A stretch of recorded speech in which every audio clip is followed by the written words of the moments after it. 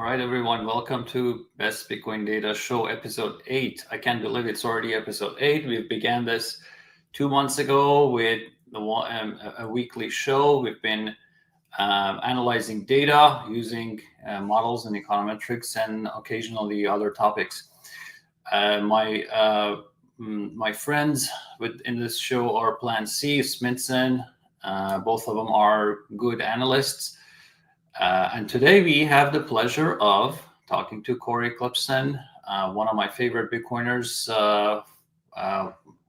very, very productive guy, a scam buster, runs a very, very maxi compliant business.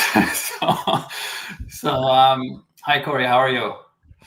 I'm well, man. Sina, it's good to finally chat with you, at least face to face. I know we've done some audio in the past, but it's good to be here and eager to dive in with you and the crew. And I love the theme of the show and teasing apart what are good uses of data and what are some bad uses of data. Yeah. I mean, for the most part, I'm a professional econometrician, right? So I analyze the data. I love it. But going back to the last cycle, there was so much, misuse of models and charts and predicting some things that are just difficult to predict and pretending that people have crystal balls that I just didn't touch it. Like for someone whose job is this, I didn't do anything like data related to Bitcoin. And then I waited for all that to subside. And this cycle is where I'm really, starting from scratch and applying math modeling and things like that to Bitcoin. So today we're going to talk about some of that. Maybe I hope we can go deeper into stock to flow, talk about some of its issues. The reason for that is, I would have thought it's already dead, but apparently not. And there is still an active army of believers. So unfortunately, that means we have to talk about this. Other than that, I would love to hear more about Cory's thoughts, where we are going, Swan's plans, the recent developments, recent changes, where they're going, and what he sees. He's probably, at least my impression is very abreast of where the fiat world is going, and in terms of their understanding and adoption of Bitcoin, because you guys have to be interfacing with them, and so we'd like to learn a little bit more about that as well. All right. You going to break it apart and ask me specific questions, or should I just dive in? Yeah, Sminston, go ahead. Yeah, I do have, I guess my first up, and you can answer this question however you like, but as long as I've known about Swan, especially since you've been involved, it seems to me to be very deeply mission oriented and focused, again, more on the importance of adoption, why the technology is essential going forward, I think, for all kinds of reasons, right? I think for security reasons. And I guess, what is your general, how did Swan end up getting this sort of ethos to educating clients, developing better services to allow people to adopt it in a more, in an easier and more secure way? And could you just speak to your philosophy on why it's essential that we do get this technology adopted? Sure. Let me take the first half of that at the outset. I guess it's late 2024. We launched March of 2020, started working on the company in, I think, June of 2019 was when we actually incorporated. So, 5.5 years in, 4.5 years being live to the public. And it was there from the very beginning. Like the first kernel of what we wanted to do with Swan was educational content and trying to provide signal in, to be honest, what was a much more noisy market back in 2018, 2019, especially coming out of the ICOs in 2017, and really trying to provide that Bitcoin signal. because today, 5 years later, I mean, there is a lot more information. There's probably 100 times more books, probably 20 times to 30 times more podcasts, and just so many more people, providing good information. And the tools have gotten better too, right? We had a nice run with Clubhouse for about a year, and then the last few years of spaces on Twitter and now X. And so I just think it's a lot easier to get good information now. And I also think that the last battle was Bitcoin versus crypto, and it's pretty much been sort of indisputably won. I think Bitcoin is separated from crypto pretty obviously in the media markets. I mean, Sina's in fuego there with the disco there, celebrating the victory in the last battle. So it's kind of interesting, because that was obviously a big feature of our message, was just helping people understand the difference between Bitcoin and it being decentralized and it actually being money, and all of these altcoins being pretend. And now it seems like there just isn't even an attempt anymore to claim any kind of competition among altcoins for Bitcoin. So that battle is won, it's in the rear view, and we can really look forward. And it's crazy how it's actually worked out with the events of the last 6 months, starting with RFK coming out and being pro Bitcoin with his platform statement, written for him by a Bitcoiner who shall not be named, who runs a fund. And then Trump obviously at least paying lip service to it and making the MAG conference campaign stop back in July, and kind of doing his stump speech and telling us to have fun playing with our Bitcoins. But then it became real, right? Now it's become, kind of the marketing and all of that has become very real. And it's something that the power of this movement obviously has a lot of energy, and it's very popular. And on the back of the continued just deluge of inflows into the ETFs and the increasing revenue of the various Bitcoin companies that sell Bitcoin and put it into different products like Swan, I just think it's this is something that you probably didn't expect. If you were like me and you've been in the space for a while, you probably didn't expect this kind of momentum and this kind of news flow, at least for another 4 or 5 years, and maybe next decade. Right. Some of the things that we're seeing and some of the things that we're hearing were not, on my bingo card for 2024, 25, that's for sure. And so, it lets us all kind of take a step back and say, like, oh my God, again, we won the last battle. So let's move forward. What are the pieces on the board now? And what is the game that we're actually playing? And there's only a few things that I think, are just super obvious ones to go after. And again, they're things that I wasn't even thinking about having a shot at for another 10 years. Like, do we have a shot in the next 2 years before the administration is lame duck to get rid of cap gains tax on Bitcoin?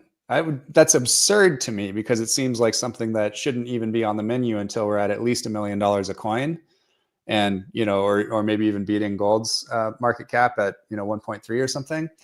And it almost feels like we might be able to pull that forward 10 to 15 years and maybe get something like that done. So yeah, it's really thinking like, how do you take advantage of this moment in time and kind of bring the future forward as much as you possibly can?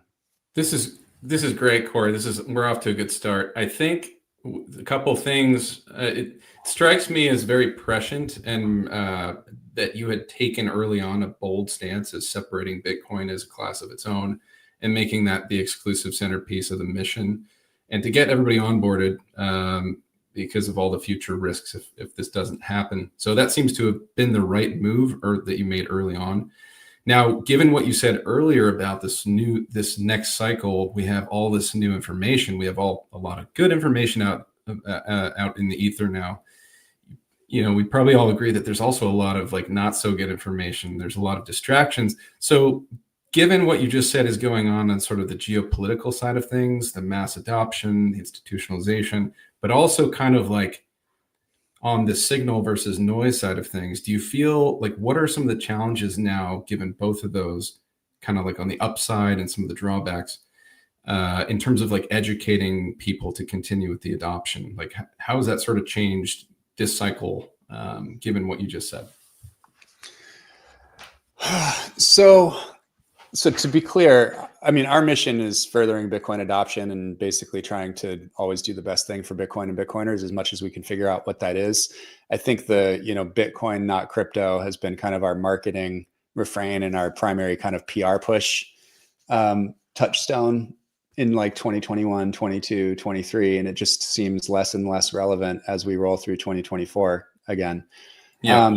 So when I think about, look, we've always educated on everything else as well. We have products like the Bitcoin Canon. So you can go to swan.com/canon, CANON. So like a collection of great resources. And, we created a product where people can actually go in and create their own rabbit holes, like their collection of resources about specific topics on Bitcoin. It could be one just about self-custody, for instance, or about privacy, or about maybe just like a 101 kind of situation. I think that's the one you're showing right now. I just have like a Bitcoin 101 and it's my 8 favorite resources. It takes about 8 hours to get through, and you can kind of go down that rabbit hole. So I love doing things around education. I love doing, I think that was Lynn Alden's on energy, and yep, exactly. So things like that. And I love doing things around community. Obviously we had 2 amazing conferences with Pacific Bitcoin, and then we did Bitcoin Week in Los Angeles this year.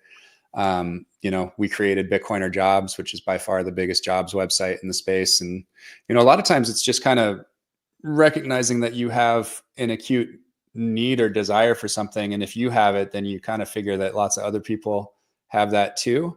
And if it doesn't take too much time and effort to stand up and run, we'll do it and essentially chalk it up to a marketing expense. So Bitcoiner Jobs, we don't monetize, but people use it, and we hire people off of it, and everybody else seems to like it and kind of builds their companies using it. And a lot of companies use it as their jobs page. But it's just kind of good vibes, pay it forward. As far as we're concerned, it's something that we want to do. Maybe it's kind of like, Gmail providing, or Google providing Gmail for free or something like that. Similarly, the Bitcoin live price stream that we've been running on YouTube the last couple of years, that was because I personally decided not to bring my phone upstairs to the bedroom anymore and to leave it downstairs every night. But I still wanted to be able to check the Bitcoin price. And so I figured the only way I could check the Bitcoin price if I didn't have my phone near me was to be able to have the price streaming on YouTube. So that is great. That's why we created it. And now, hundreds of thousands of people later, lots of other people have found a use for it as well. So I think we'll just keep on, ferreting out the issues that we have. We all ran into the problem of, I'm sure Sina and the Keeper guys and the Thea guys, like we all kind of are tackling custody in different ways. And like in our case, we have so many clients that are kind of just, high net worth normies that aren't living and breathing Bitcoin every day. You think about the 5,000 or 6,000 Swan private clients, and then the rest we kind of skew probably a little bit older, probably more like 40 to 65 is probably a sweet spot for Swan in a lot of ways. Even though obviously a lot of young plebs use us, it's a lot of our sales volume goes to older folks, and they really want you to kind of tell them how to do self-custody, and you want to make it really simple to support. And so, with Swan Vault, which you can check out if you like, swan.com/vault, that's us making a choice that, look, we like the Jades. The Jades are really easy to use, and our whole team can support them and can guide you through it 6 ways from Sunday. And it's done right every single time. And the onboarding is super smooth. And we've got these support FAQs and support videos. And like, yes, we could use a bunch of other signing devices and we could make it really, really complicated, but that's not really the point. The point is to be able to serve as many people as possible with something that's just going to work every single time. And that's a platform and something that you can use, and you can build off of that over time. But we wanted to get something out there for our H&Ws and kind of S corps and some of the entities that just wanted a simple, multi-sig solution. So I think that's just a good example. We just try to solve, the problems that we can for the most people possible in the most elegant way possible. And we try really hard to be kind of like the easy to use company. I appreciate that you continually strive to kind of put yourselves, or work with the public, the general people who are interested in Bitcoin, actually putting yourselves in their shoes. as you come out with these innovations and yeah, additional services. Go ahead, Sina. What were you going to say? This vault product caught my attention. So you offer a multi-sig where it's collaborative, right? One is held by Swan and two are by customer, right? Yep. Okay. So you're making it easier for people. I mean, there's always a backup with you. So there's always a backup with us. And, you know, obviously we provide lots of advice on where those two signing devices go and how you may want to, you know, also have a paper backup and situations like that too. So. Awesome. Yep. As much as we like, you know, not having any business involved, and people learning to do it 100% self-custody, but the reality is most people need help. And in fact, there's a lot of Bitcoiners, like hardcore Bitcoiners, that have lost money just because it's really complex to manage security in a very methodical way. And not everyone is really methodical. So you have to kind of understand the compromise. You have to understand and meet people where they are. That's what really TradFi is good at. I mean, they are marketing machines. They fit a product to everyone's needs. But we Bitcoiners have been, I think, overly emphasizing the ideal and not creating more bridges for other people to kind of step by step join the movement.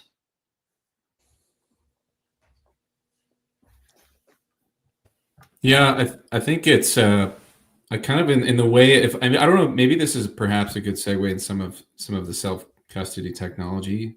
I don't know which way we want to go exactly, but I just a thought is that this has been complicated. I mean, on-ramping and then self-custody security, you know, SecOp or OPSEC has been a nightmare. It's been very complicated. I guess, Cory, could you speak to your sense of how much progress we've made now? And I've actually known, I've become familiar myself.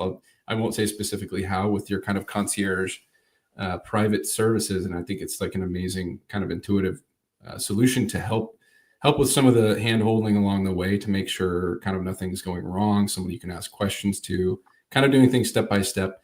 At what point do you think that we will have, at what point do you project, or are we already there, that this kind of full vertical integration of the full independent cold storage self-custody systems kind of quote unquote mainstream?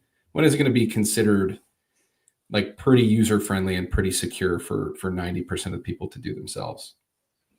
I mean, I think we're already there. I think it's just a matter of letting people know and letting them decide to take advantage of it. I mean, we've had free withdrawals to cold storage, you know, or to self-custody since inception. That's been the way it's been forever.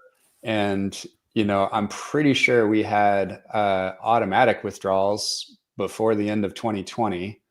And then I think it was early 2021 that we invented a way to trustlessly and provably trustlessly load 1,000 addresses from your XPub without us seeing them and without doxing your XPub, which had never been done before. And we open sourced that and made it available to everybody.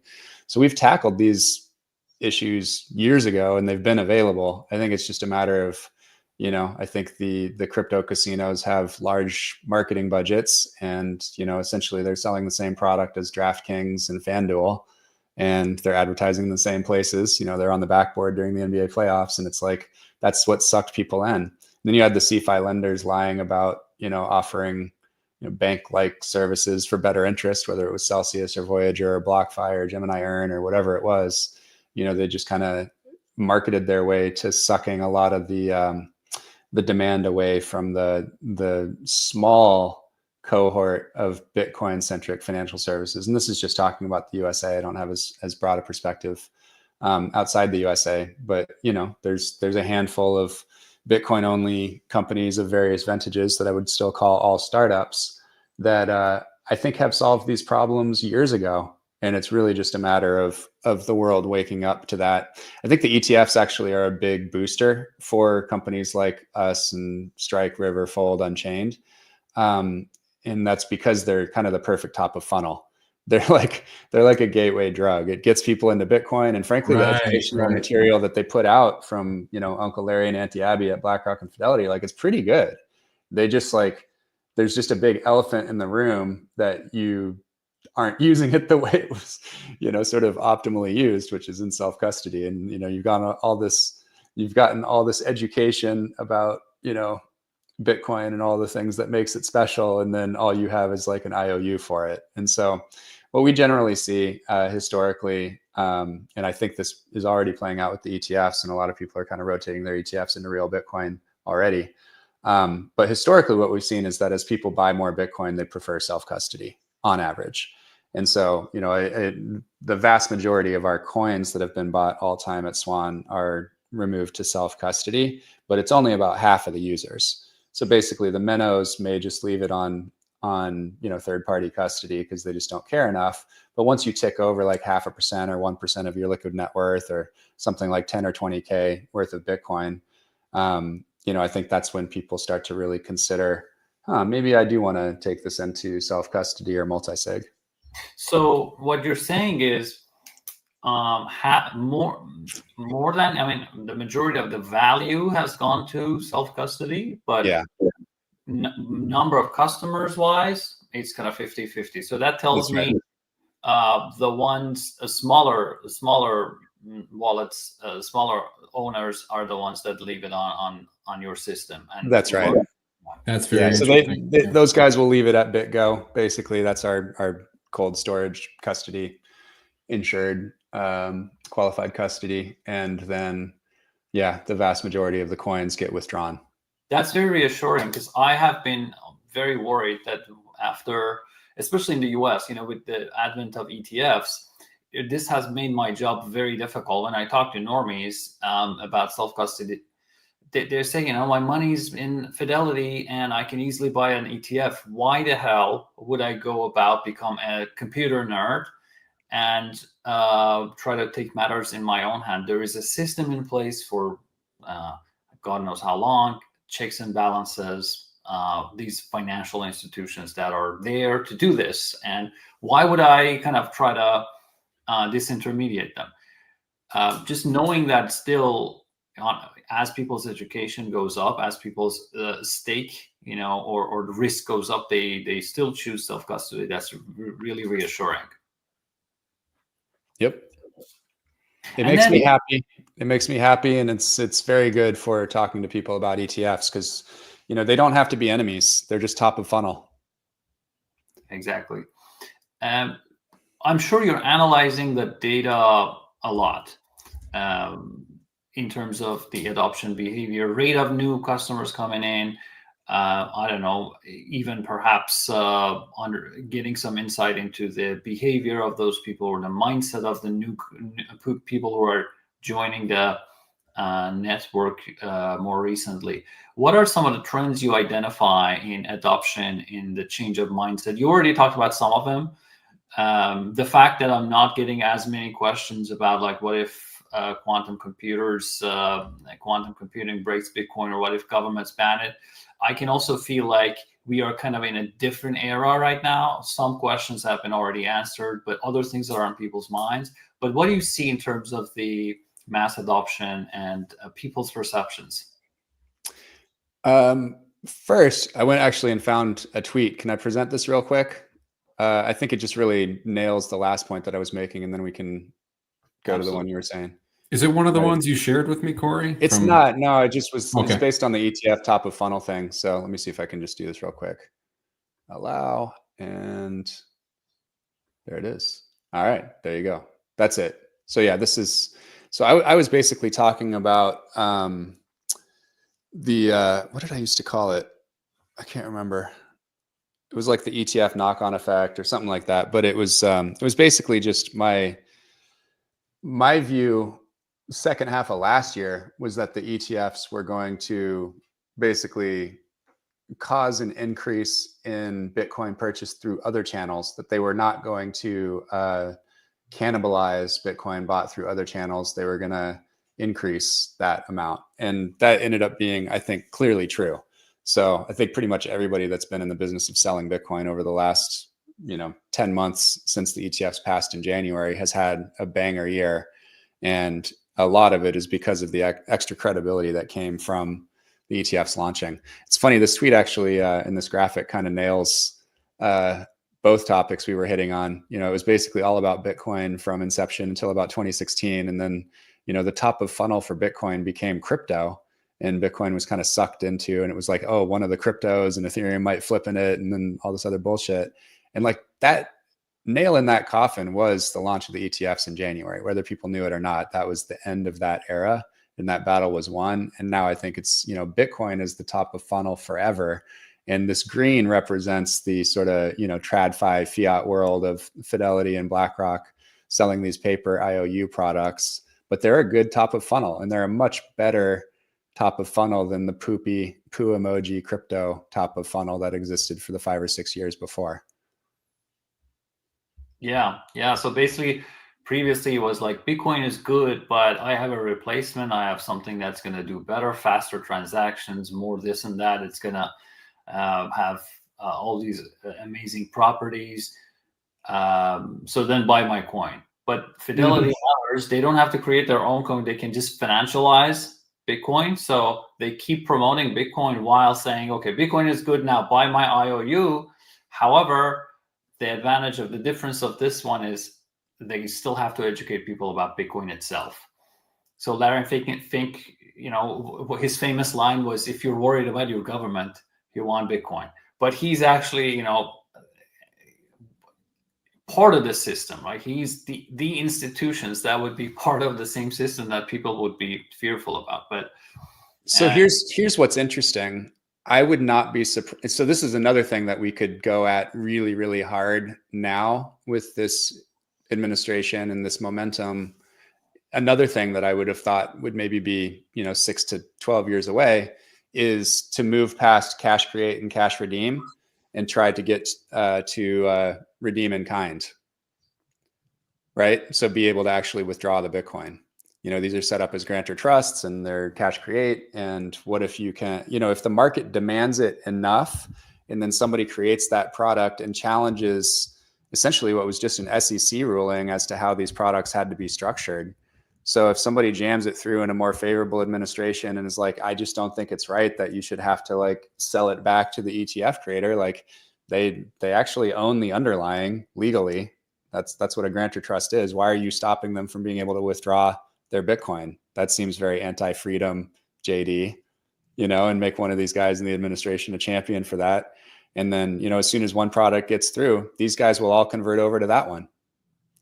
Exactly. So that's the type of thing that, I would have thought was a decade away, but maybe that's the type of thing you tried hard to jam through. So, any of you small ETFs that aren't in the top 2 and you want to get back, move up the league tables, talking to you CoinShares, since you bought Valkyrie or Van Eck or somebody like that, like try to put that through and do a court case about it and make them say no, because they don't really have a leg to stand on as to why you can't withdraw your Bitcoin from a grantor trust.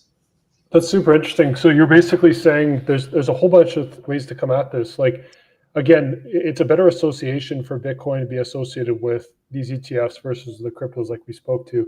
But yeah, to have it so that we're kind of, I guess it comes down to marketing. At the end of the day, it comes, awareness is the way to look at it, is these smaller ETFs are just like looking at every way possible to create a process that's ideal, within the ETF structure. It's like, okay, well, if we're going to do an ETF, this is the absolute best Bitcoin kind of ethos way to do it that makes the most sense. And then just really push that out to the public and just create awareness to the point where, and like you said, actually legislation, like actually push for the legal legislation around it.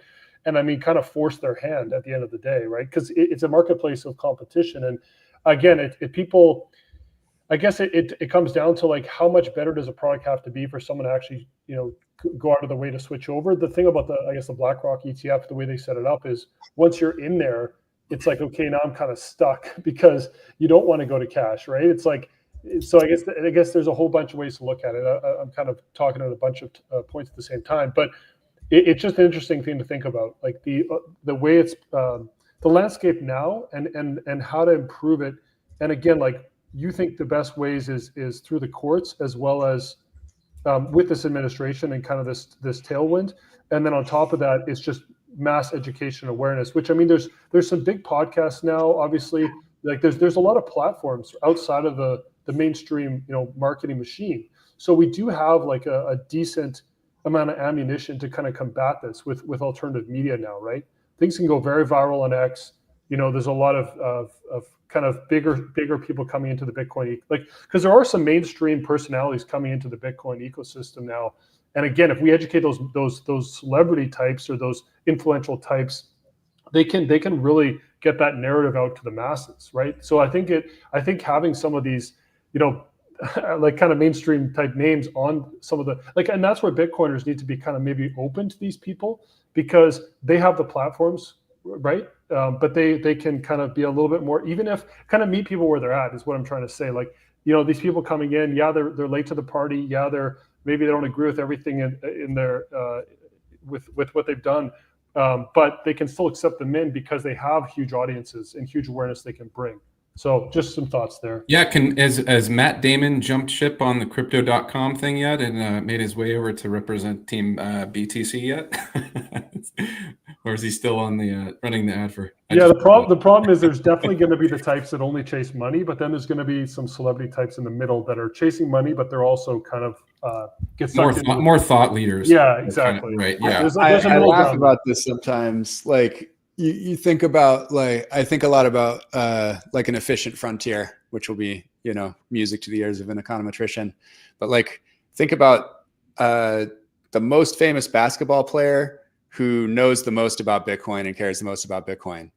And it's like, there isn't a single current NBA player that talks about Bitcoin. So even to this day, the most famous basketball player who cares a lot about Bitcoin is a guy who, won the NBA championship 8 years ago, Matt Dellavedova, playing with LeBron, and he currently plays for Melbourne in Australia. But like, that's the most famous basketball player who knows a shitload about Bitcoin and cares, and I'd say on the football side, it's like, it's either Russ Okung, who's retired, or maybe Saquon, who teaches, tweets about Bitcoin, twice a quarter or something like that. So, and who's the actor? Who's the actor that really gives a shit about Bitcoin and talks about it all the time? I don't think there is one. I don't think there's a single one. So you'll start to knock these down over time, but it's not going to be paid for. It ain't Scottie Pippen, because that's not him running the account, and he doesn't care and doesn't know anything about Bitcoin. That's just their marketing team for his NFTs. So that's all fake. But they will start to show up, and it will not be people that are paid to promote Bitcoin, because that doesn't work. It works for shilling something that was created by a company, because they can have the huge budgets and they can afford the Matt Damons or the Steph Currys or the LeBrons or the Larry Davids to be able to, shill their scam. But there's not enough margin in Bitcoin products and services to be able to afford that.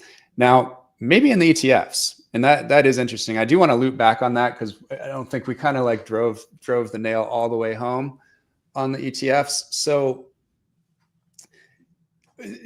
the reason that I think it may just be a matter of one of these companies that's not winning the ETF derby just applying and trying to provide a different opinion and basically challenging what the SEC's rulings were in spring and fall of 2023, where basically they approved the way that BlackRock was doing it, and then everybody copied BlackRock.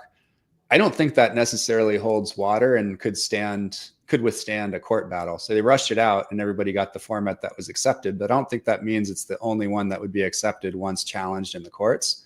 So if I were one of those guys that ranks, 4th through 11th, I would get another product out and test that with the new administration coming in. And I guess a good example of that would be, Bank of New York Mellon, when SAB 121 was just like an accounting guideline saying that, these mainline TradFi custodians couldn't custody crypto without having an equal amount of assets, on their balance sheet to offset the liability of custodying the crypto. and they qualified. I'm not that close to it. I didn't study it, so I don't know why they got the exception, but they got the exception, and now a bunch of other ones, probably, you know, JP Morgan and State Street and whoever else is going to, you know, basically run through and do the postmort on exactly how BNY qualified, and they'll get through as well. And then at some point, people will just go back and challenge SAB 121 in the first place and probably get rid of that, and it'll just be kind of a more normal way to qualify for being able to custody Bitcoin among these TradFi firms. So yeah, I don't think we're stuck in quicksand just because this is how the ETFs rolled out so far. I don't think that structure is the end state, and I'm hopeful that it's not, because I don't want to see these guys. I mean, they're at 1.07 million coins already, and it hasn't even been a year. I don't want to see that at 4 million, 5 million. I want people to withdraw. I want them to be able to get their coins out of these paper products that are being stored at fucking Coinbase. Yeah, there's a whole new rabbit hole there with most of this money stored at Coinbase. It seems like a massive hazard, but not a lot of people are discussing it. So I think I'm also very much excited about understanding your vision. So this year has been extremely fast-paced and amazing. And like you said, a lot of things that we expected to happen over a decade happened within months. Obviously, we got ETFs approved. They have accumulated close to $30 billion of value. Then before that, two major things were El Salvador and MicroStrategy, right? Kicking off nation state adoption and kicking off corporate adoption of Bitcoin. Then Tesla, then obviously the ETFs, then other companies trying to copy Michael Saylor. Semler Scientific seems to be very closely following Saylor's playbook. There is MetaPlanet just outright copying Michael Saylor's playbook, and there's definitely going to be more. Then for the first time, we got pension funds owning Bitcoin, like the most conservative institutions that you wouldn't guess that they want to touch Bitcoin at all. Something that's incorrectly known as a speculative risky asset. So Wisconsin Pension Fund reported holding Bitcoin in the form of ETFs. And then there's a lot of talk about nation states mining it. And it does make sense in the sense that there are many energy exporters around the world that may not necessarily want to trade their energy for dollars, or they might be under sanctions or trouble. So it makes sense for them to export the energy to Bitcoin. And that's how I actually see mining. You know, you're exporting your energy to the world of Bitcoin. So this is where we are. And then the new administration, a full-on Bitcoin team. Some of them actually hold a lot of Bitcoin. Some of them have a philosophy that exactly supports Bitcoin. I don't think Trump gets it just by what he has done with all the family coin and other things. But the team I'm very excited about the team. They're supportive of individual freedom, supportive of financial freedom, and so on. So it seems like we're going to have 4 years of massive support for Bitcoin. And the market is actually showing that as well. Then other things are, MicroStrategy is going to be added to more indexes. FASB accounting rules are going to change. Perhaps, as you said, SAB 21 might be repealed. So sounds like 2025 is also shaping up to be an amazing year. So how do you see our progression? What's coming and what excites you? What's the other exciting thing that you see on the horizon? That's a great question. Yep. Look, I've done a lot of talking. Can we pose the same question to these guys and then I'll chime in? I actually had a bit of a similar question. I wanted to, okay. Well, it's very related. It can be just open for discussion. Sure. I'm not an econometrician. I'm not the founder of a financial institution of any kind. But I know a little bit, maybe as much as any other average Joe, about history. And I'm curious about, first of all, I'm pretty optimistic about the next 4 years for sure, from being a Bitcoiner myself, whether I was on the analytics side or not.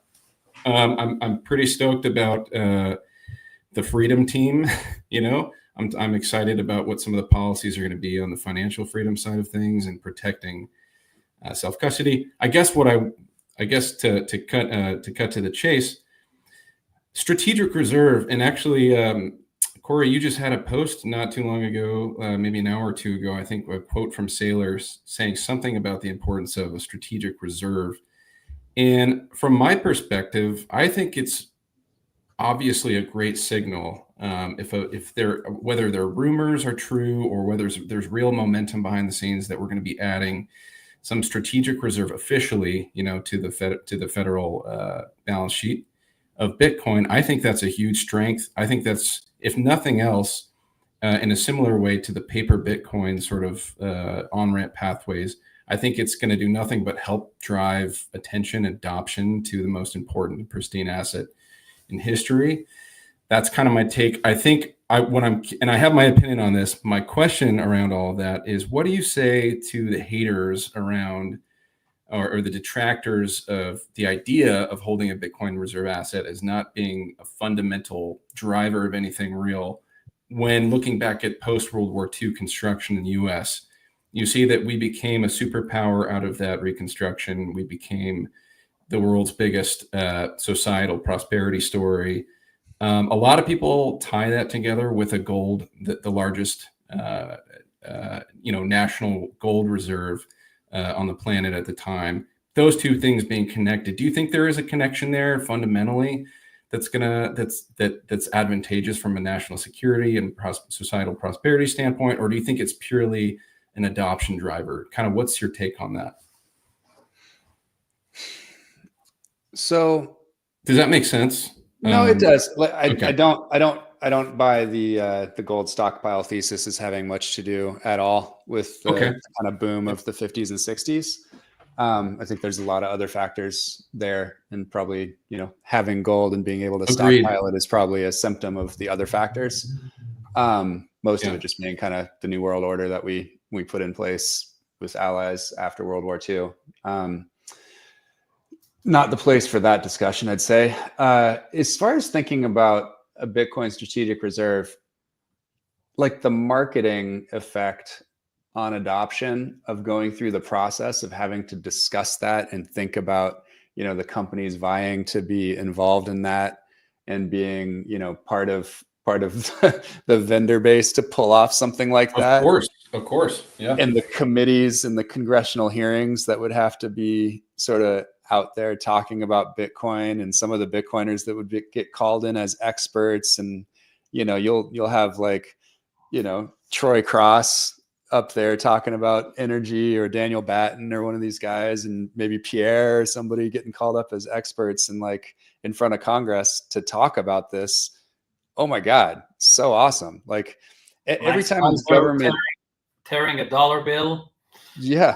Every time an arm of government comes into contact with Bitcoin wins, because, whether it's the agents investigating, Silk Road, then turning into Andreessen Horowitz fund managers later, shit like that.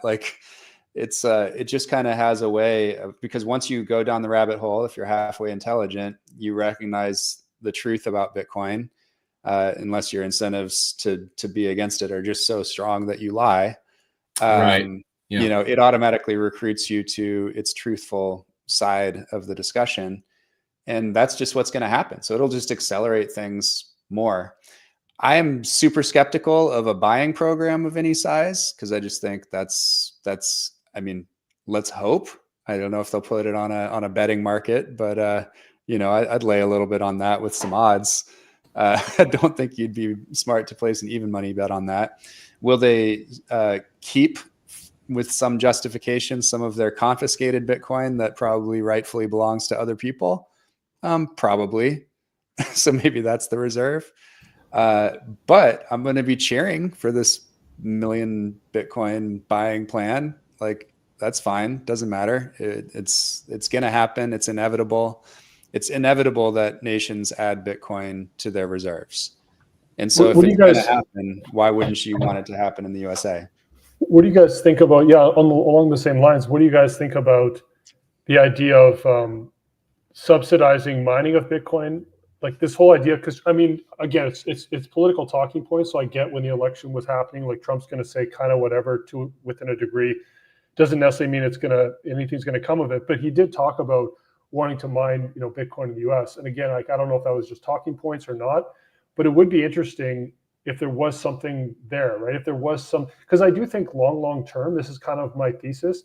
I think long term, there's kind of two ways this can play out. Because I don't like eventually when nation states have their own Bitcoin, when it's kind of like a normal thing for most nation states in the world, most of the major ones to have an amount of Bitcoin in the reserves, they're going to want to be a part of mining and be a part of securing the network. I just think that's how it's going to play out. So either the countries will partner with the corporations that are the biggest miners in that country and subsidize to some extent work together, or the U.S. or that's kind of like the best case scenario for the corporations that are mining Bitcoin. Because they'll be partnered basically with the state, or the state will just take it on themselves. We've actually seen some nation states already mine Bitcoin. Like I can't remember exactly where it was, but there was actually it was kind of a crazy story, but they had some of their Bitcoin at Celsius. So during the bankruptcy filings, they had to disclose, it was disclosed that they withdrew like 50 million Bitcoin, this nation state, because they've been but so then articles started coming out saying, they've been mining Bitcoin for, I think like 4 or 5 years. It was a smaller nation state. Sorry, I can't think of the name off the top of my head, but so like we'll see. So they're already doing that, but so that does exist already. Like we already have nation states that are mining Bitcoin, maybe just a handful, and maybe the smaller ones. But how do you guys see that playing out? Do you think the U.S. will actively subsidize it, work with corporations? Do you think they'll start to mine themselves, or do you think that's all talking points? I don't know. I think they don't need to really. They just need to get out of the way. And if they just let businesses operate, there would be so much innovations. I've heard of these small reactors that can be, made economical and profitable if they also mine Bitcoin with it. There's this whole green energy challenge where you have intermittency. You have times where you have a lot of energy, times when you don't have a lot. All that volatility can be dampened by Bitcoin mining that just comes online whenever you want it.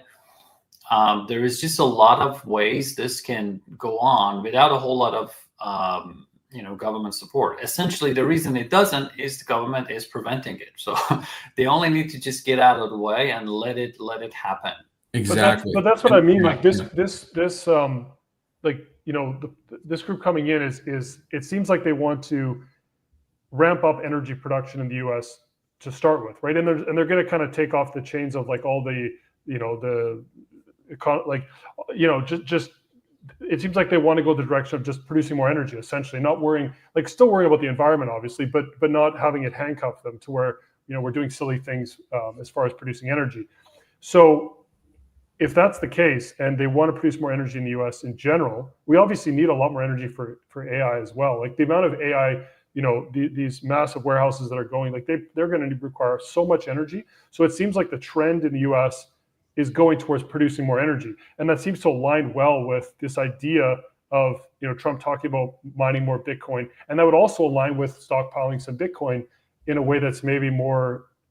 It's an easier road to go down if they're involved somehow with mining Bitcoin and they start to slowly kind of trickle that into a stockpile. Again, maybe there's nothing there whatsoever, but these are just some ideas.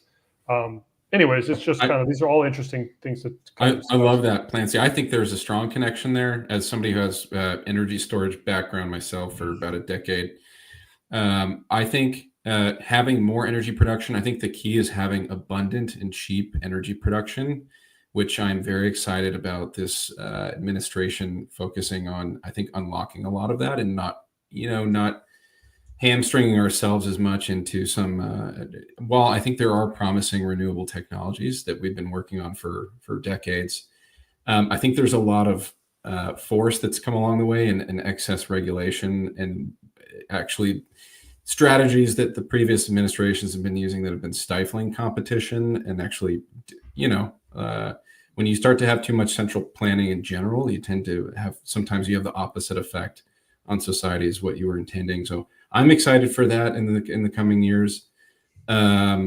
And I think so. I do think that there's just obviously strong connection there with mining, with Bitcoin in general. I think that's a great sign for Bitcoin. Yeah, I had another piece at the end of that, but I kind of lost my train of thought. So I'm going to pause here for a second. Well, if you want to add anything about... I know what I was going to say, because usually we mention this every show at some point, but we are having over 3,000 live viewers right now just on X. So I just want to give a huge shout out to all the, there we go, flashing it up again. Cory bringing a lot of the audience, a lot of excitement around this. So this is, yeah, awesome engagement, guys. Well, I'm going to make Sina throw up a Swan then. If this is big numbers for you, there you go. Throw up a Swan. Okay. I'm doing it. You just can't see it. All right. Appreciate that. Very cool. So if you want to talk, if there's any other point left about the vision and the future, I also want to leave some time for some fun with the data and the as stock to flow model. What do you guys think? Here we go. Stock to flow. I don't know who wants to kick this off, but well, I mean, it's just interesting because I think Cory has over the years done his absolute best to bring awareness that it's kind of like the model that will never die, and it's amazing when someone gets enough momentum around or when an idea gains enough momentum, it doesn't even have to be anything there. It's just really hard to kind of dispel it. And so there's so much. I've never really followed stock to flow. I don't know. I just never gravitated towards it. I never even really looked into it or spent any time on it because it just didn't seem right. Like it wasn't even looking at the math. It just logically, it didn't make sense to me. So from like a logical standpoint and a theory standpoint, I'm just like, no, that can't be the main reason why. That can't just because there's 2% versus 1% produce the next halving or whatever the number. That can't cause the price to go up 10x, just that in and of itself. So it just didn't make sense. So I never looked into it in like a lot of depth, but it's just kind of amazing how it's just had the traction it got. And I guess this was during just the last cycle, like this kind of exploded, right? And I wasn't even aware of like how big it had gotten, but it's still a thing. It's still very much alive. And I guess it's been almost renewed now because of some of the narratives. It's like, okay. And I even put out a post the other day. I said, guys, do you really think Bitcoin is going to be, by 2028, do you really think the average price between those halvings is going to be $5 million per Bitcoin? And it's just such an insanely high number. People don't understand that $5 million of Bitcoin would mean, and that's the average price. It would be trading in less than, I know things are bullish, but that's less than, I think it was like I guess not this halving, but the next halving, right? So we're talking about like 5 to 8 years, I guess, or somewhere in there. In that short of a time span, is it going to be $100 trillion asset class as an average price, like a sustainable price? And to me, that's just, people don't understand how insane that would be. So anyways, just love to hear. You can keep tweeting like clockwork at every pump, though. So look, we killed this thing deader than dead back in 2021, but evidently still trying. Whatever. It's so let's do this with a real quick Socratic dialogue. So Sina, what's on the y-axis of a stock to flow price chart? What's the y-axis? I mean, he has many price. Sometimes price, but he has also talked about market value. So the x-axis is the stock to flow, and the y-axis is price. Price is the product of two factors. What are the factors? You mean supply and demand, or something more? No. I'm sorry. It's market cap, right? It's so it's price. Anyway, the point is that stock. It basically you could replace price with market cap, and essentially stock is a factor on the y-axis as well. And so you actually are basically charting two axes that have stock as part of both of them. So price is market cap. That's what I was saying. So yes, his graphics use price, but his modeling uses market cap, right? Exactly. And that's exactly what you were saying. Like if you're modeling market cap as a function of stock to flow, you have a price. What was it? You have a stock on both sides. So, I mean, essentially, you just have a way where it cancels out to just be time. right? Exactly. It's not a meaningful. It's just a time thing, and stock to flow just doesn't matter to it whatsoever. There's a whole other thing about stock to flow and whether it's actually a measure of scarcity, but that's for another time. Yeah, I was actually going to pull up some of those screenshots of that article. But you know where I think it's helpful. Look, because I think a lot of people feel good about these models, especially if that's what got them in. And so they don't want to kind of discard what got them in. And so this is maybe not the most eloquently, because I'm actually just kind of discarding models that don't have demand factored in whatsoever, and just kind of false models and fake models. But truly, if a model made you feel more bullish and that made you buy and hold more Bitcoin for the long term, like that's a good thing. Like you got brought in by, some people get brought in by analogies that are terrible, but they responded to the poetry of it, or they got brought in by a model that actually is statistically invalid and is completely trash and would be laughed at in any entry-level stats class at a decent university. But nevertheless, the bullish graphics and the pretty charts and, thousands of bullish tweets and blog posts, was part of your journey and brought you in.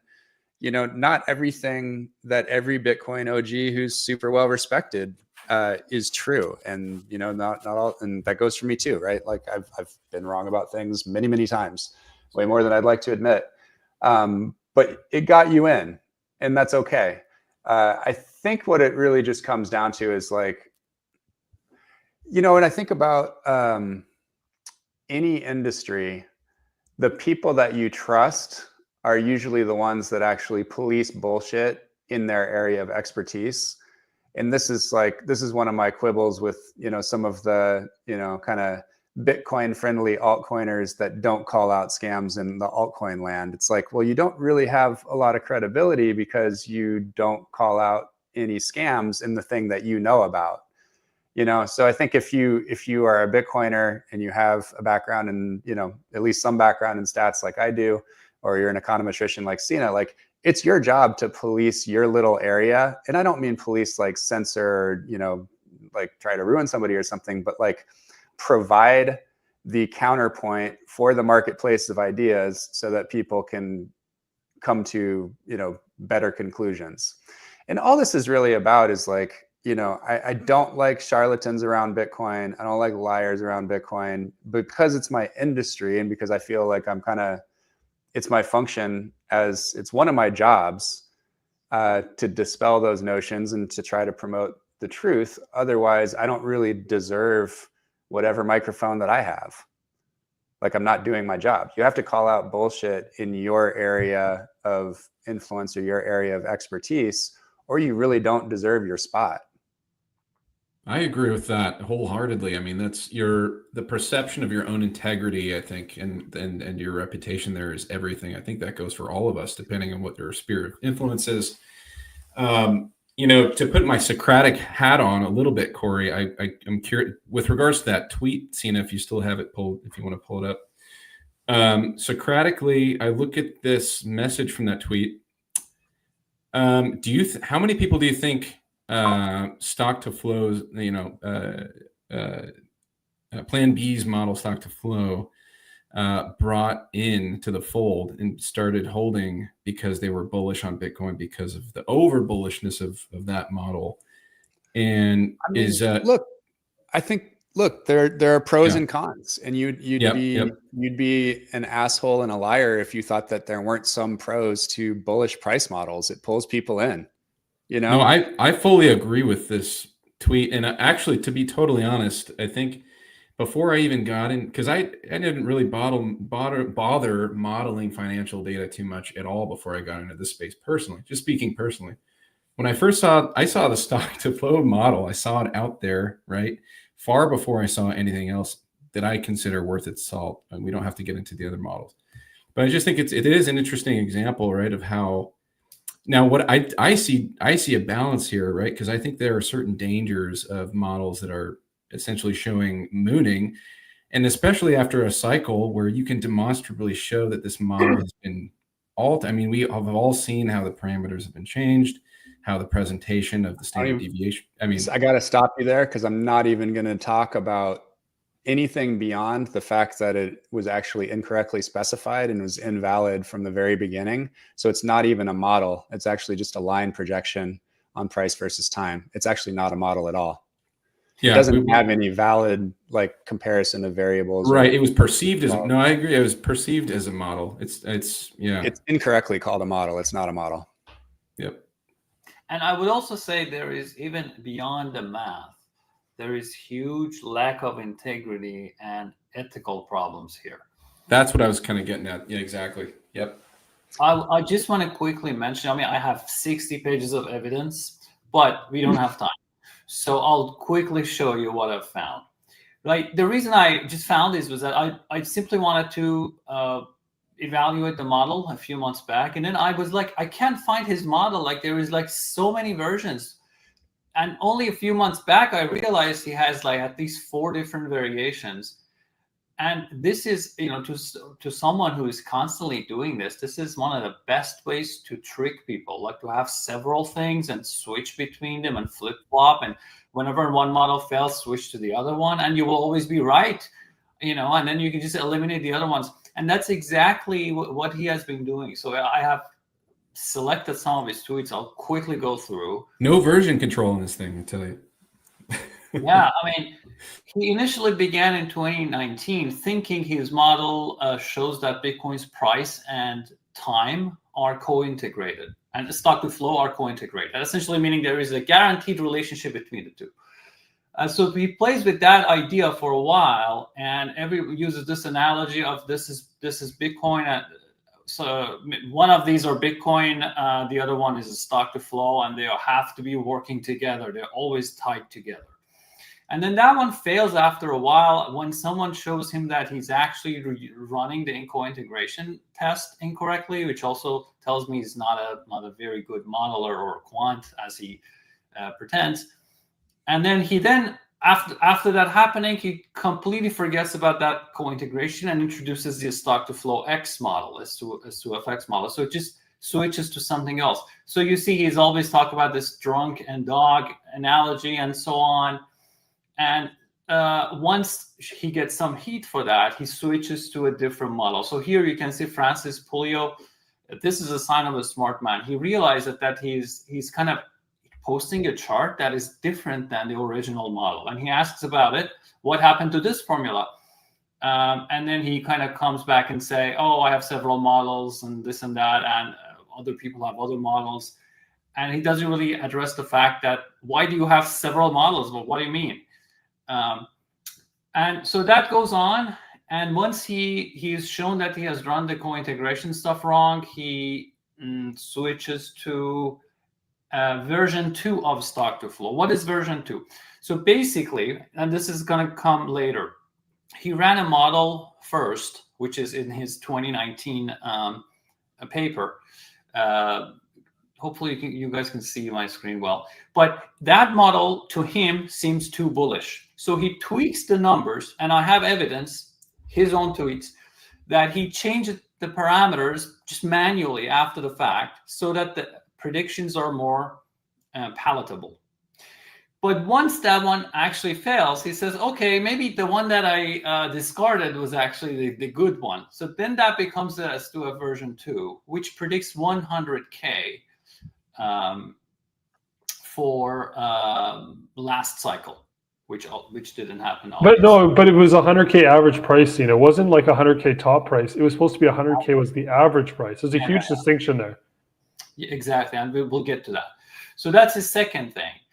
And then whenever he proposes a second model, like from that point on, everyone who says, why do you have a second model? He says that second model is better. The previous one has some flaws, like I wasn't correcting for the lost coins and this and that. Okay, so now we have stock to flow only means the 100K model. So the 50K model is gone, is dead. Right now, his model is the one that has an average of 100K. And he's now playing with it. You can also see in the charts that the prediction goes to 100K for the last cycle. Okay, so now this is our new model. And again, discussion of the co-integration comes up again, and he introduces S2FX shortly after. Eric Wall also calls him out on that. he comes with S2FX. The problem is he realizes that he messed up pretty big with the time series models. And then he comes up with this thing that apparently, it compares Bitcoin to gold and other assets and silver and diamonds, I guess, something else.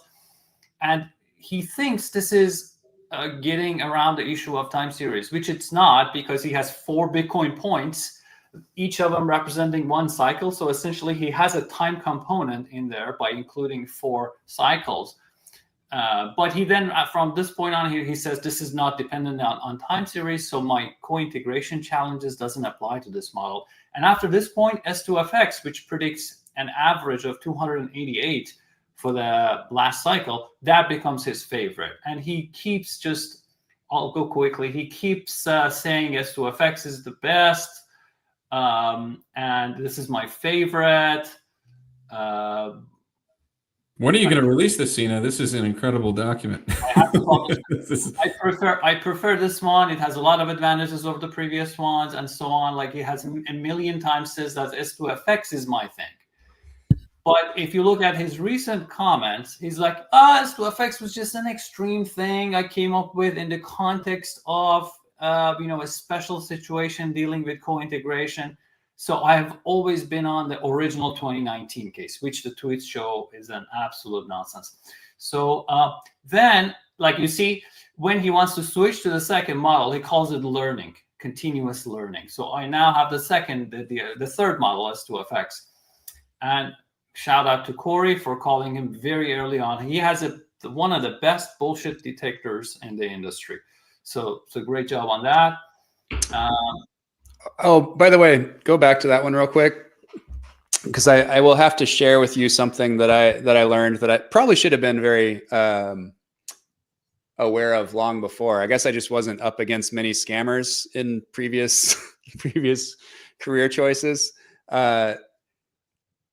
People who are scammers and charlatans usually don't even mind that you call them that or think of it. The people who really fucking care and get like all up in arms about it are the people who got scammed, because it's a massive ego hit to them. When you call somebody a scammer who's a scammer, it's not new information to them and they don't really care.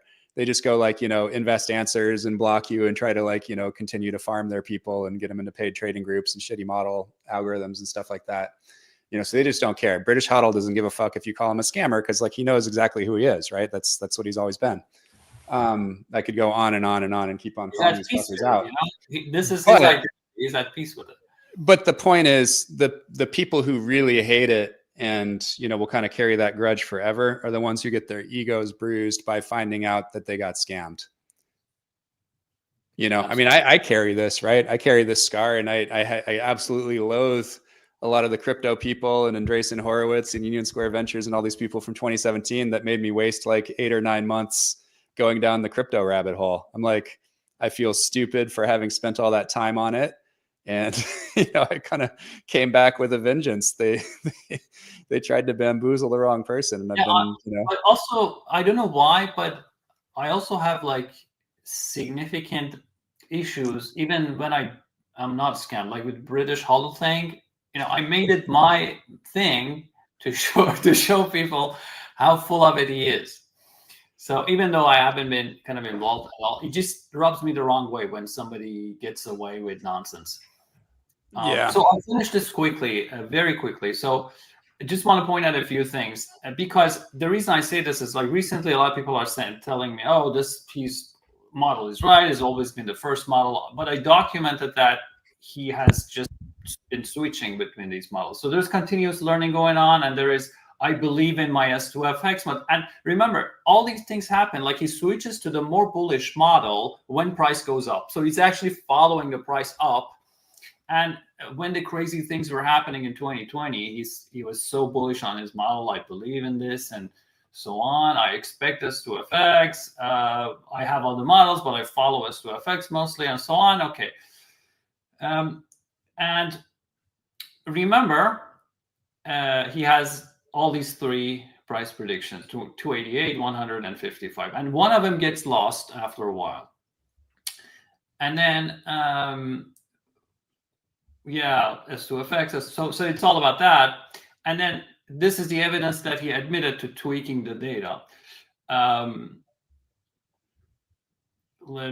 So he basically, people ask, what's going on? What do you have, a 55,000 model and 100,000 model? And he basically comes back and says, I rounded the parameters downward because I just didn't like the prediction. And then he spent a lot of time. He spent a lot of time liking the new tweaked model. And now he's back to the original model, which is a 55K. So he's literally jumping back and forth between a couple different versions, at least a couple different versions. And then each of those versions have a 50% prediction band on one standard deviation. So the 55 model has a band from, 25 to 100. And then all the way to so if you do that for the 288 model, you see that has another 50% band. So his range of numbers is from 20K to like 500K. And that's for the average price. And this is the thing, like, so that 288, when he was talking about the 288 model, that was supposed to be for the average price of the last cycle. Do you want to know what the actual average price for the last cycle was? It was 30 something. 33. It was 33. He was off by guys, almost an order of magnitude. Again, though, you're giving it like way too much credit because it's just bullshit from the beginning. Again, it's not a model. It's all bullshit. It's invalid. I actually went and found probably the simplest thread that I had on S2FX. Let me share real quick. I'll do this in literally 2 minutes. Let me see if I can share screen. Over 3,500 viewers, guys. All right.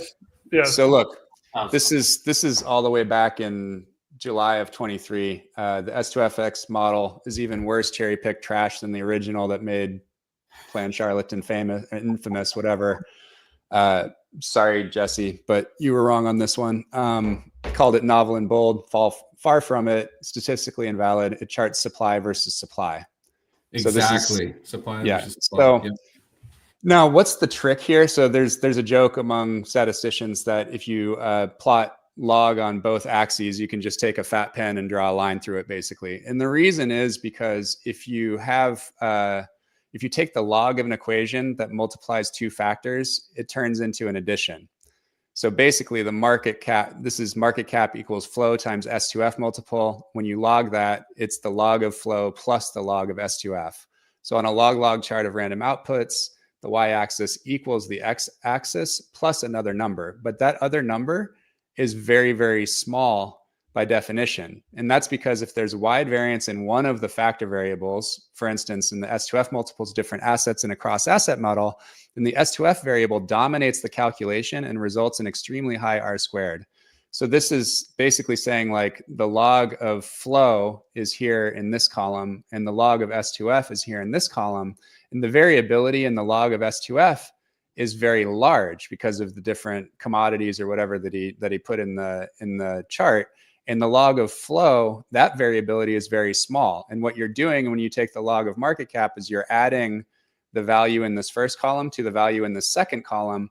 And basically what you end up with is a chart that by definition is going to look like this if one of the factors has wide variability and the other factor has small variability. You're essentially stacking the deck. You're making it so it's destined to have a higher squared. Like it's by definition, you set it up in a way that the calculations basically guarantee your R squared is going to be off the charts. Exactly. So it's just math. If you log both axes, you get this massive R squared. If your audience doesn't know this, it's easy to deceive them. So he was scamming people again. Someone called it, Steve Perno called it a statistical felony. So it's about right. Accurate. And this is where he is now. Like with everything we discussed, 2024, April, after we get pumped, he kind of comes out of the ground, resurrects his account, gets more active. I'm still using the 2019 55K model.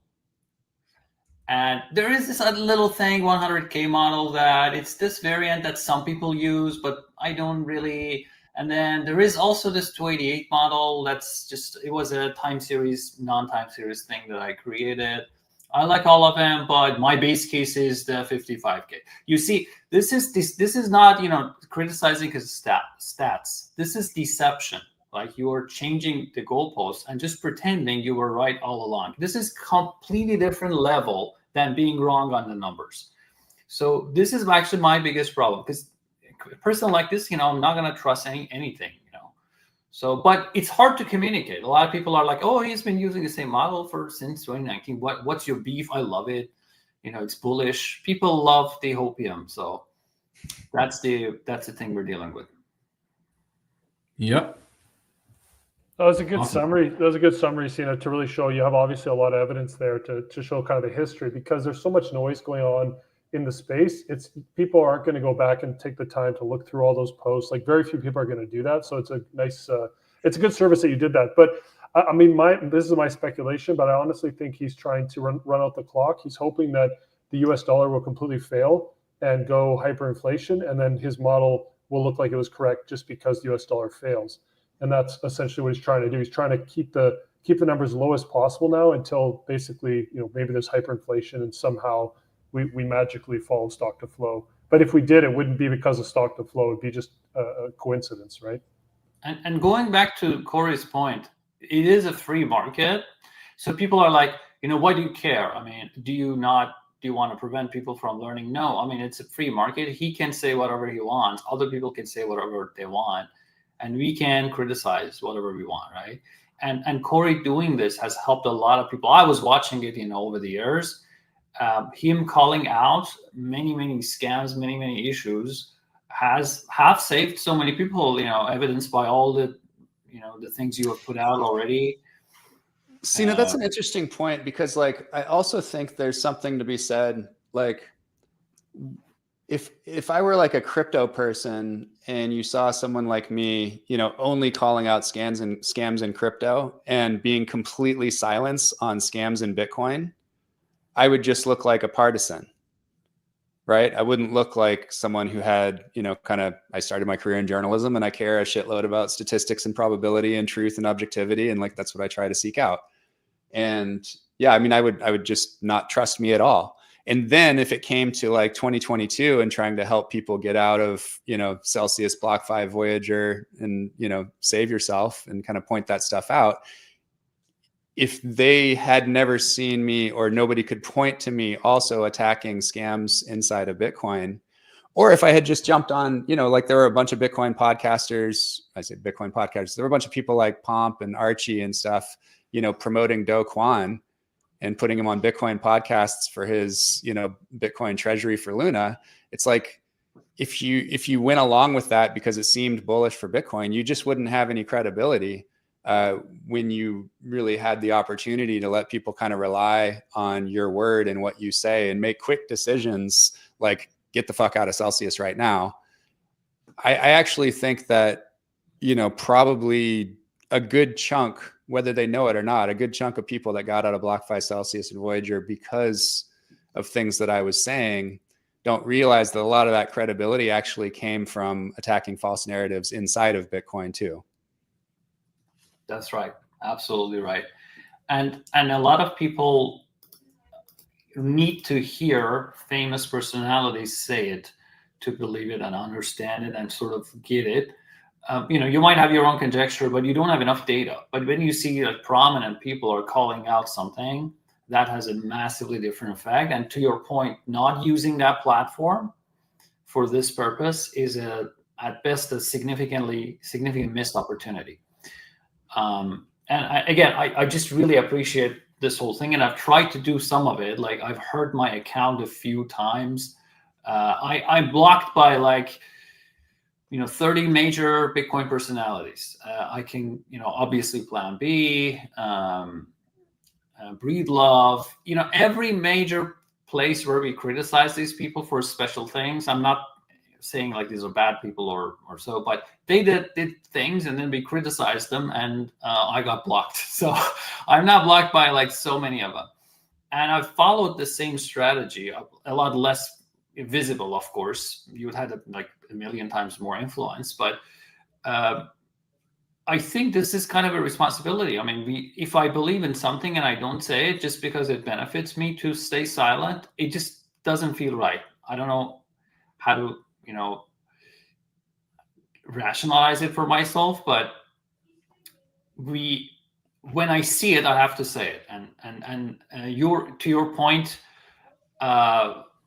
whenever you have a platform, you have to share the information you have. So Sina, recently you got caught up in some crazy situation. I saw some random post on your account. I'm like, what is going on? It was in a foreign language. And I'm like, what is he doing?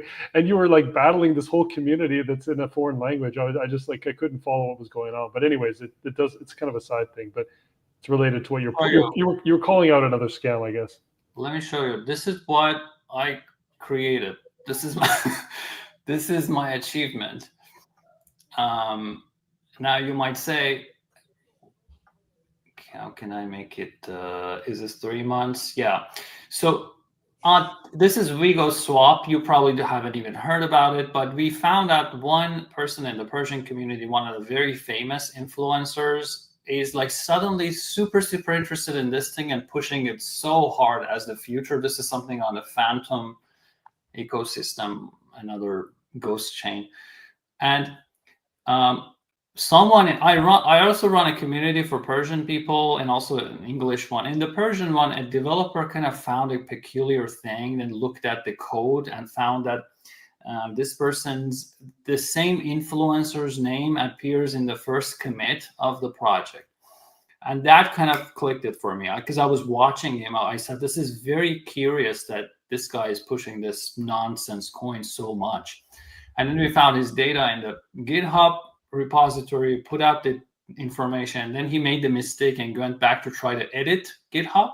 And on GitHub, you can't edit anything. So people can recover the history of all the changes as well. So now we have proof that right after we published his involvement, he's trying to change this stuff. And of course, he has never said that he's involved with the project. He just says, I'm an analyst that love this coin. And once that surfaced, a lot of other things surfaced. People did more analysis, and I published all of those in the community. And a huge drop started, bounced back, but looks like again against Bitcoin, it's just not doing well. And in my community now, it's a mix of Bitcoin, hardcore Bitcoiners, and a lot of shitcoin, reformed shitcoiners. So now there's like all those battles between those two groups trying to understand. And then they're saying, like some of the questions those people come up with, okay, this one was a scam. What about the other ones? And then we have to tell them, oh no, I'm not saying this is only the scam. I'm saying it's all a show. So again, that's something that perhaps seeing Cory, doing this gave me more energy, more excitement to do it whenever I can. I mean, again, it's very small actions. And the reason my little community was influential because this coin was so small. Otherwise, we would have had zero effect. Yeah, I also have to. I mean, this goes back so early in like my journey as a Bitcoiner and kind of finding my own voice and mission and being able to actually add value, because it's hard when you first get into the space. It should be hard. Actually, a lot too many people come in guns blazing and think that they're doing something new. And I highly advise just like reading everything and kind of watching for 2 years before you start chiming in. But it was something that Nick Szabo said. So the guy that wrote Shelling Out, and I think, probably has one of the seminal podcasts ever in the space, when he went on Tim Ferriss's show in probably 2017. And Tim actually used Naval as basically a translator. So he got Naval's help to help interview Nick so that Tim could understand what he was saying. Anyway, it's awesome. It's 2.5 hours, but it's brilliant stuff, seeing that window into Nick's mind. I don't think he's done an appearance that long before or after. So I highly recommend it.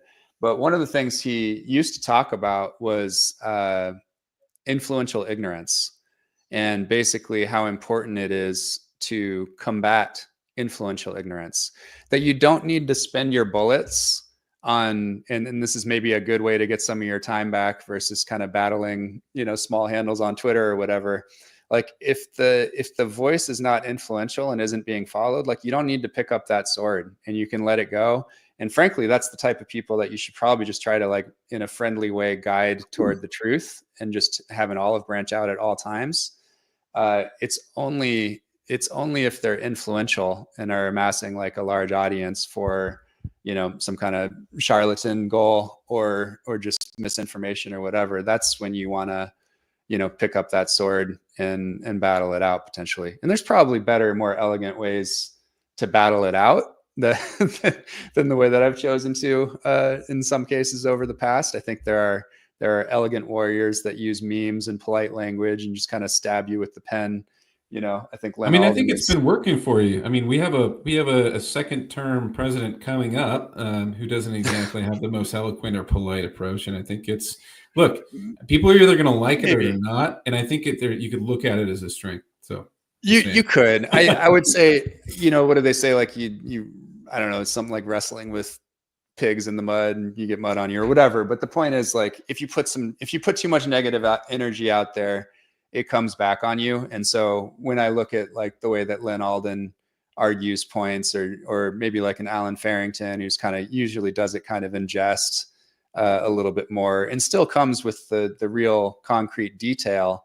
But, it's whatever. It is stylistic, and it is, for better or worse, more in line with my style and my personality to want to be kind of competitive and aggressive. And, I'm a failed athlete, but still think of myself as an athlete and conduct myself accordingly.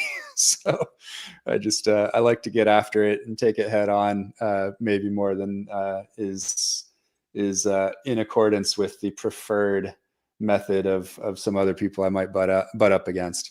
But, this stuff all happens in public, and Bitcoin Twitter is one hell of a place. But I just wanted to point that out, that I don't think, if you're into this kind of like debunking, it doesn't really matter unless the idea is getting like a lot of traction, or you think that it might be getting a lot of traction. Just let people be. A lot of people are just trying to kind of like put something out there and kind of learn in public, and they're happy for like a polite redirect or a polite, bringing up some article that was written 4 years ago because they're new to the space and they just didn't know. So I'll always just kind of tend toward providing the information in the olive branch first. And, it should be a last resort to be a little bit more aggressive, I guess.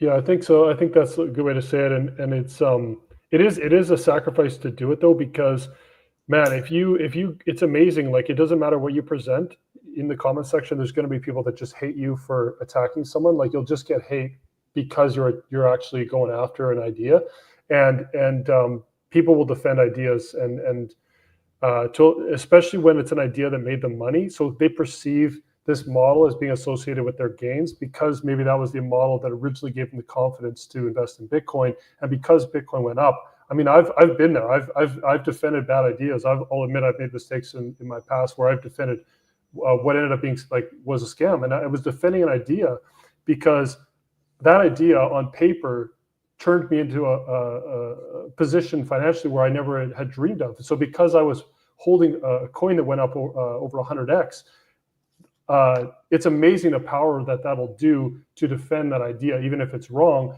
because you're just completely, your eyes are glazed over with euphoria, and you're not acting logically at that point. So I think like if you do get hate, you do get a lot of hate when you defend, when you go after some of these ideas. One of the quotes was, "Don't argue with a fool because onlookers might not be able to tell the difference." So that's the thing, right? That's one of the things. And look at us now, all these years later, and that's kudos to you, man, because like you had the humility to recognize, what the truth was, and I think it's been awesome to see the arc there. And it's not that dissimilar. I just went through the arc in 2017, 2018, getting into crypto, and redeeming myself ever since. It's a nice path to be on, man. And I'm glad you met Sina and these guys and they're doing this show. Yeah, thanks. Appreciate that. I don't know if you guys know the history, but there was a brief period where me and Cory were, sorry about the dogs barking there, but we were going at it on Twitter. This was years and years ago, but no, I was completely in the wrong.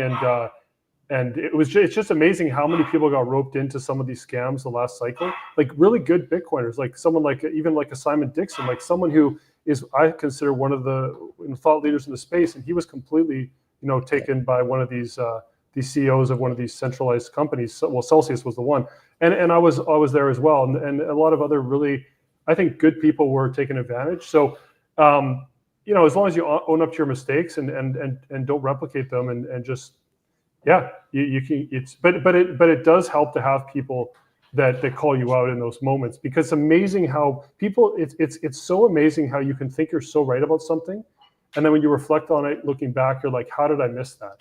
And in a bull market, when euphoria kicks in, people, like, again, the emotions can cause you to not think logically, and to oversee things. There's red flags that you just completely miss because your blinders are on. You're completely your greed blinders are on, essentially. So one of the things I learned from last cycle as well, and I'll wrap it up here, is it's important to know your personality type. If you're a personality type that tends to be very trusting and very optimistic, you have to actually look for the opposite. You have to actually, so I'm actually a very trusting person, and I got into crypto a little bit naive. And so, and I'm also naturally optimistic. So it's good for me because I'm able to be positive about the future, but I'm also have a hard time selling when something might be overheated. I believe in holding Bitcoin long-term anyways, but the point is, like, you know, I held a coin that went up like 100x, it didn't sell it, right? So it's like, because you're so optimistic and you have this, so I have to actually look for the negative. I have to look for red flags. I have to be like, okay, what's the opposite? So if you're someone that's more of a negative personality, not negative personality type, you're more pessimistic by nature, you have a harder time buying the lows. I can buy the lows. Like, I bought during COVID crash. Like, for me, it's easy to buy the bottoms because I'm naturally optimistic. But if you're naturally pessimistic, it's the opposite. You got to look for the positive. You know, you have a harder time buying the lows. You know, so it's just important to know your personality type as an investor as well. There was something specific, and it's something that Mashinsky had, and it's actually super common among a lot of the scammers and charlatans in the crypto space. And it's basically just plays on a heuristic that all of us humans have, which is that, you know, probably 94% of us, if sorry to pigeonhole the 6% that have a certain MBTI type, but there's a very certain kind of set of preferences that align with being able to do this thing I'm going to talk about.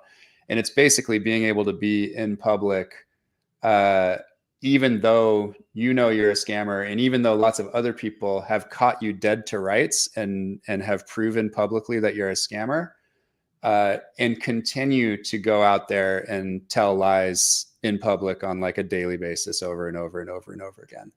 And that's something that, you know, Mashinsky was doing with his AMAs and kind of always being out there. And it's like, we humans are somehow just not evolutionarily equipped to believe that someone that repeats that often enough is lying. Like, we can't grok that someone would just lie over and over and over and over again. Lots of politicians are good at this too, by the way. It's kind of a requirement for the job, but it's certainly the mark of a lot of these guys. They have this ability to just go on camera, you know, over and over and over and over and over again, and just keep on telling the same lies. And it's really hard. Like, we're really not. It's one of these things. We just kind of have a weak spot for it. We have a receptor for it, like chocolate or, you know, something. So if you else, don't have like, that, if you don't have that personality type, then it's really hard for you to put yourself in the shoes and think that that's even possible. So you just can't even like, it just doesn't register, I guess. But it's good to be aware that there are personality types that literally, they almost have an alternative version of reality, and there's narcissistic personality types. There's all these personality types where people can, like, they just don't have the same response. Basically what you already said. But yeah, it's important to understand that. Yep. Yeah. Not everybody is like you. So don't impute the same motivations and the same characteristics to these other people. It's a really hard lesson to learn. Has it hurt you in a specific way in terms of your business to be out there and fighting these other? Yeah, I think it's obviously the case because let's say that you were a politician and you know you've done some bad shit. The logical thing to do is to, like, accuse your opponent of the same thing before, you know, right at the beginning of the campaign, right? So that's just kind of a classic thing. And the other thing is, if you don't really need to go very deep to understand the incentives. You could even just think about this in terms of, like, you know, enemy of my enemy is my friend. It's that simple, right? And so what you'll often get is, you know, kind of fake contrarian Bitcoiners like an Udi or something that's just trying to do as many shitcoin things on Bitcoin as possible, will kind of be like the token Bitcoiner that is amplified to a degree way beyond what he otherwise would be, because all of his fans are actually crypto people, not Bitcoiners. But he's like the Bitcoiner that they know. And so he kind of gets elevated by all that fandom coming from the scam side of the house. And so he'll find common cause with the crypto scammers that I've called out, because I called out FTX and Luna and he promoted both. And so then you get kind of like this preemptive strike thing where, you know, I've taken this position that I'm not going to just be silent and neutral on this stuff, even though I run a company and it has negative effects on the company. So you basically just like any little thing about Swan will just get like completely blown up by these crypto scammers and get a lot of traction. And unfortunately, a lot of Bitcoiners can think that, you know, with size or with amplification, there's signal, and there's actually not. It's just opponents, because I've called them out for being the scammers that they are. And, you know, they're attacking basically. So it's definitely something like, there's flip sides to every coin, right? You know, every action has an opposite reaction. And I think that it's been a good thing, obviously, broadly for Bitcoin, and certainly for the thousands of people, you know, whose financial lives were saved by our actions. And I hear from them all the time and have thousands of notes and testimonials and, you know, friends in the space that were saved by this stuff, by our efforts. But, you know, you certainly have to be willing to take a lot of arrows in the back to play a role like that. And you kind of have to be on a pretty like an even keel emotionally. And I think one of the things that I'm cool with that, and I don't give a shit, because I've been through the fire and I've been through a lot of things and dealt with a lot of adversity.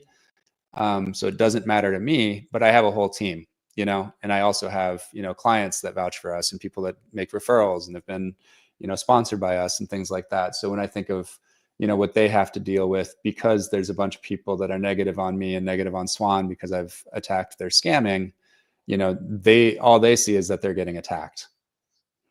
And so, yeah, there's definitely a price to pay, for sure, for taking this up. It comes with some thanks, but you know, it comes with costs as well. Absolutely. Because you're going up against somebody who's making a lot of money and profits, and they're not going to be silent. So I wanted to talk about our smart vault, also some of the direction of Swan, some of the recent challenges you've had with mining, other things, but we're already way out of time. So how do you guys want to proceed? Sminston, PlanC. I should actually wrap, Sina. I need to hop. So let's do this again in a few weeks or months or whatever. Happy to come back. Awesome spending time with you guys. Yeah, I just wanted to say, Cory, this has been super fun, really educational and enlightening to get the inside look from your side of things, to get to know the personality too. And I mean, obviously you've been on a lot of other kind of big platforms and shows and stuff. So thank you. We owe you a debt of gratitude for joining us here as we're kind of getting our thing going here. And I speak for the rest of us when I say I think it's great to have a friend in you when we're on the quantitative side of things. And, you know, we always need a voice like you who's already very prominent, who has established himself as a truth seeker, and it cares about continuing to call out the scams and, you know, dogmatism and things that look like scams, and keep fighting for Bitcoin. So thanks for being here. This has been awesome. I didn't say I wasn't dogmatic. I'm just very selectively dogmatic. I threw in dogmatic. We could have another episode on that too, but dogmatism is another theme. But, yeah, fair enough. Thanks for being here. Bitcoin is so awesome. That's all I'm saying, you know. So across all the platforms, on X and on YouTube, wow. 4,464 people. Thanks a lot, Cory. It was a fantastic conversation. I'm so excited to have had my first conversation with you. I mean, I should have been more involved, I guess, but I'm kind of personality. I'm a little bit a lone wolf. I prefer that one. So, but I should come to more of these events and see you guys. What's the biggest event you're handling next? I mean, probably just working on Pacific Bitcoin for next fall. I think we'll bring it back. I loved the way that ended up with LA Bitcoin Week and just kind of having a one-day conference run by Swan. So I think we'll probably angle for doing that again. But I think we'll bring back the Pacific Bitcoin brand and probably put that on like a Friday. And I think there were 7 other events this year at LA Bitcoin Week. So, you know, I want to get to 10 to 12. You know, so Fred Krueger did his, and TVP had theirs, and Anders did one, and Dombe did one, and like there were a bunch of events. So I just want the whole Bitcoin industry to descend upon West LA in October every year for a week and just have a blast. You know, it's still nice here in October, and most of y'all in the USA don't have nice weather in October. So it's a way to get a little Indian summer and see some Bitcoiners. I'm cold for sure. Well, Cory Klippsten, CEO and co-founder of Swan, thanks a lot for joining. We had a blast. Nice. Swan's out. Thanks, y'all. Hong Thanks, Kong. Cory. Appreciate you Thanks, coming Cory. on. Thanks, guys. Have a good one. Take care, guys. Good night.